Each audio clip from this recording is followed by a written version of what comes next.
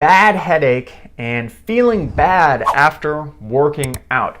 So anytime somebody says to me that they feel bad after working out, this is never something I want to hear, because you should be enjoying your workouts. You should be doing something that you truly enjoy, that gives you energy, that gives you confidence, and that gives you the freedom to say, hey, I'm doing this exercise right now.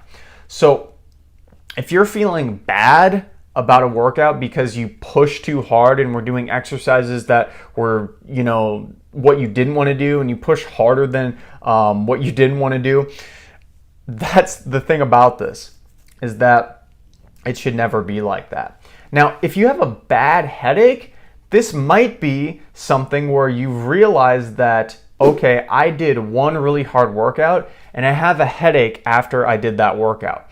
And then you start associating having a hard workout with getting a headache. So then every time you go into the gym and you work out, maybe it's not even hard, but maybe that first time, let's say for example, you worked out and then you felt tired, which a lot of people do after their first workout because they don't really know their limits, and then they got a headache. This can literally start the never-ending cycle of realizing that. So the best advice I could give is to maybe do a completely different workout style. So if you're doing weights, maybe just do a little bit of cardio first, see if that makes a difference.